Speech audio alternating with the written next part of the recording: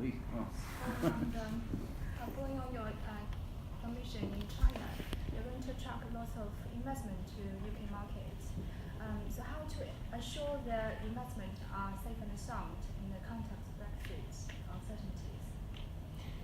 So throughout the whole throughout the whole element of Brexit, both the Governor of the Bank of England and the Chief Executive of the Financial Conduct Authority, our principal regulator, financial stability throughout all of this has been paramount. And UK remains a very, very attractive marketplace. So whilst there has clearly been uncertainty associated with Brexit, and it remains at the moment, the reality is the world isn't stopping for Brexit. And so what we've actually seen is we've seen record levels of foreign direct investment and venture capital coming into the UK because of the vibrant nature of the innovative economy that's developing here. And China has been one of the biggest investors in the UK. So I think, my understanding of the reason is that, firstly, I think they have genuine belief, as I do, in the safety that we put on capital coming in and the protection of that capital from a business standpoint. Secondly, again, I believe this as well, that a lot of businesses are looking way beyond Brexit. Brexit is a short-term political issue between effectively Parliament here and the European Commission. Yes, I mean it is the UK taking a different stance to operate more internationally, and particularly with Asia being such a huge market opportunity as we look forward. So I've got every confidence that those that are continuing to invest in the UK are doing so because they are looking at the long term. And one of the things the UK most appreciates about China is that China takes a long-term view. So, I mean, there's no doubt that certainly the last week has been frustrating, and I'm sure the next couple of weeks will be frustrating. But the reality is actually these are long-term strategic decisions, and they play very much into Belt and Road and the other strategic initiatives. These are the important agendas, and frankly, whether we're in or out of Europe, it shouldn't really matter. Their businesses or planning to move their businesses from UK to continental Europe.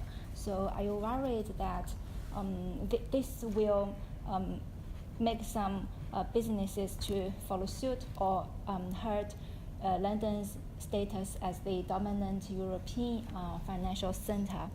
And also, how is the City of London coping with the uncertainties and challenges posed by Brexit? Because there is it has been agreed to delay Brexit, but still we don't know how long the delay will be. Well, first and foremost, for the record, just because the British Parliament voted in favour of seeking to delay Brexit, that may well be their desire, but until the European Union believe that it's in their interest to do that as well, then there is no delay. Secondly, you're absolutely right. I mean, the whole process of Brexit has been frustrating from a business perspective, and if there's one thing that business hates, it's uncertainty. So in order to counteract that uncertainty, businesses in the city, particularly in financial services, have already taken decisions based on what they perceive to be a worst case scenario, which is a no deal.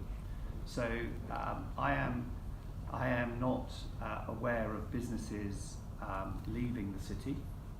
I am aware of businesses who have relocated some resources from the city to continental cities, particularly Dublin and Luxembourg. But let's put that in the context. So financial services in the UK employ 2.2 million people, and we're talking about thousands of people, 7,000, maybe 10,000 people being relocated. So it is a very, very small percentage. It's unfortunate, but that is clearly the right decisions for those businesses. But again, put that in the context that the city has seen a growth in employment in financial services in the last 2 years. Because while some of those resources are leaving to go to the other locations, as part of their sort of contingency plan. We are seeing huge growth in innovation through particularly fintech, but also the cyber industry, life sciences, and the other technologically led businesses.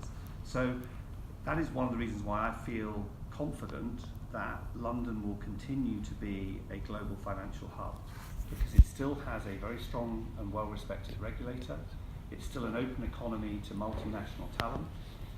It's got huge amounts of capital coming into the UK, and the whole ecosystem of all the professional services, all of the components that make up financial services are here. And that can't simply just be replicated in these other cities. Wade, you had a question as well. No.